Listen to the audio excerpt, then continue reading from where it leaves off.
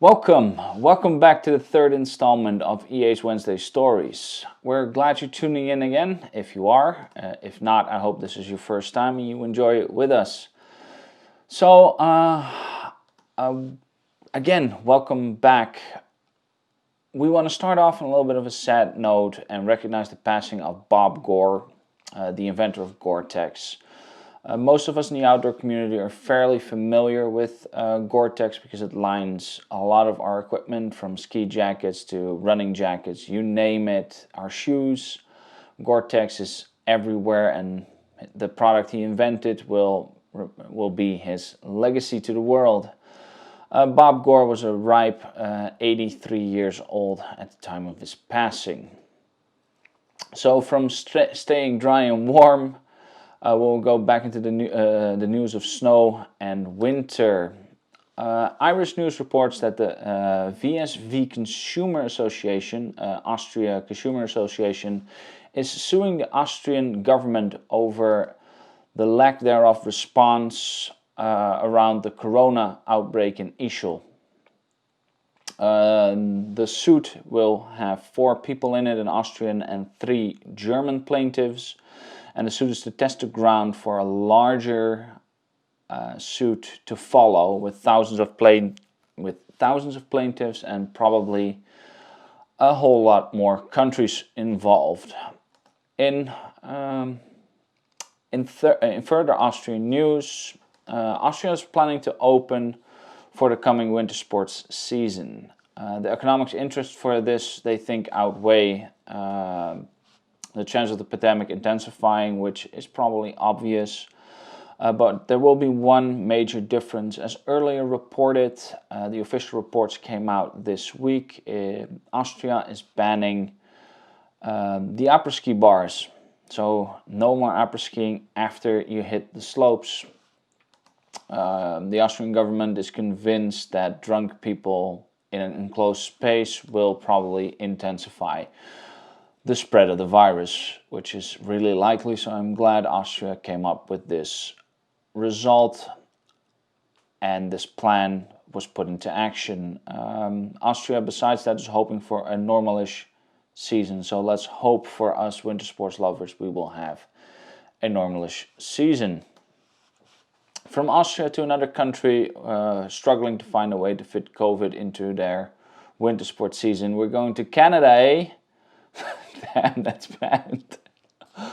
Canada has no official rules set in stone yet, so the resorts are trying to figure out ways to do it themselves. The Globe and Mail reports scientists agree that on the slopes it's highly unlikely to catch COVID-19, but the lifts are a whole other matter. It is more than likely that it will be mandatory to wear face coverings in the lifts, and just as in Europe, as of now, most resorts are not looking at limiting the amount of admittance into the resorts. From other news in snow, we'll go to an article of Bloomberg. Bloomberg has a very nice article up about ski passes for the season. The article reports which are the best ski passes for this season to get. Because of the pandemic, people have been hesitant to book the winter sports season, to book season tickets, for instance. So several resorts have been trying to lure people to get their passes in early with bigger discounts than usual, and other offerings, among others being full refunds when cancellations are required. But some tickets have taken it to a very big extreme. Like the Epic Ski Pass, it costs you $1,000, but will allow you to access across the world, with 37 alone in Northern America, but countries like Japan, Switzerland, France, Austria, Spain, Andorra are all covered under it. And those passes, if for cancellation for any reason, you can get full or partial refunds. In more snow-related news, Snow Country is reporting on an article about equipment. And one of the things that we actually a little bit expected, but we're also seeing, is that there is a spike in backcountry equipment sales. So from touring boots, touring skis, to split boards and split board bindings, avalanche gear like the airbags and avalanche beacons have seen a extreme uptick, sometimes upwards in 40% in sales. It's not completely out of the question that this would have happened, because let's be honest, if the resorts are closed and we still want to do it, this is the gear you can use to still ride the mountain.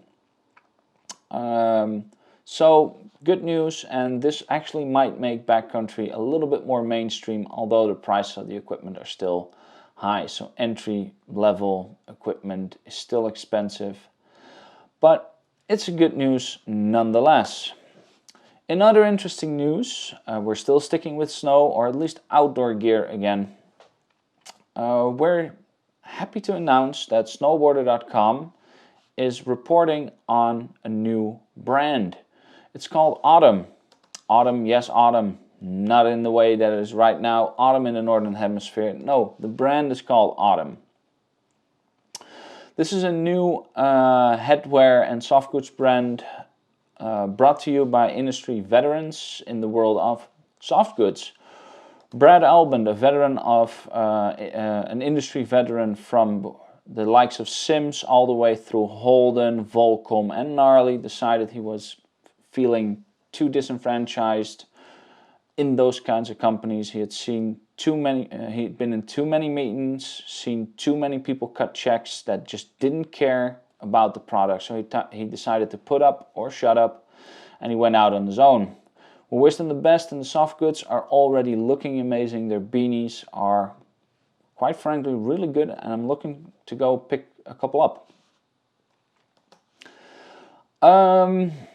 In a little bit of short news, right in the middle, we have Ryanair. It's extending. It extends the removal of its flight fee change policy. So for the months October and November. So if you need to change your flight, you can do it without incurring a fee.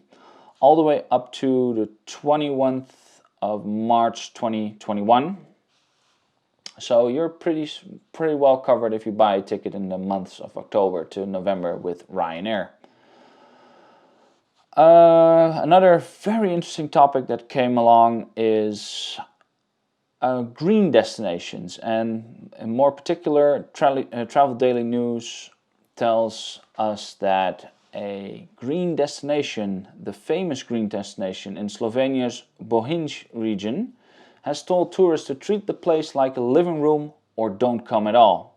The Bohinj region is a renowned green tourist region, which has won many rewards because of its sustainability tourism model.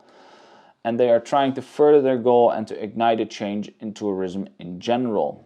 And they feel if you cannot come to their place and treat it like it's your own home, then please do not come. That's a bold statement, and I'm all for it. They think that it enhances their appeal. I think they're right. If you want to travel and go to sustainable locations and do sustainable tourism, then you need to do it, not half-ass it. So I'm glad they're speaking out. Another article that was reported by Travel and Leisure, which ties in nicely into traveling to a sustainable region. The article lists the 12 common mistakes, fairly common mistakes of renting a vacation home. One of the most common ones is not trying to fix something that's wrong immediately and waiting till afterwards. So bearing with it and then afterwards complain about it. No. One of their mistakes on this list of 12 is that precisely. Also, another thing they report on is making sure you read the rules and legislation in the area. Especially in these strange times, it's prudent to be on top of the rules and regulations when you're there. So if you want to know more about the 12 most common mistakes, go to the article of Travel and Leisure. It's all going to be linked down below, so you can read all these about all these topics yourself.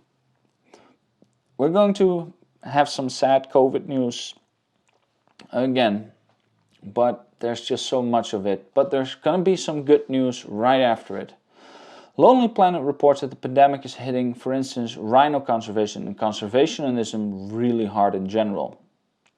Conservationism relies heavily on donations and outside funding, and that outside funding and those donations have been slowing down because everybody is looking out after their own wallets, which is understandable.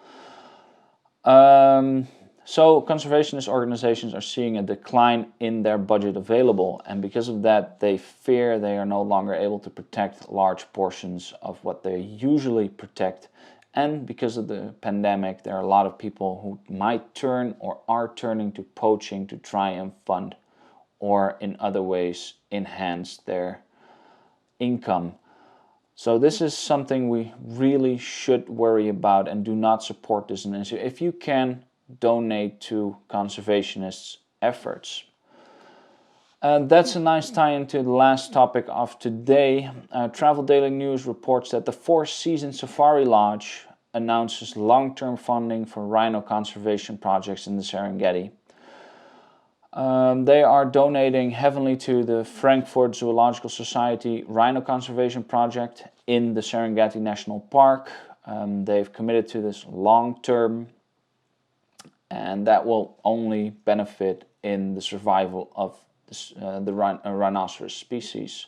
So we can only sign off on that. And we're also going to sign off with this as our last topic, at least another little bit of positive news.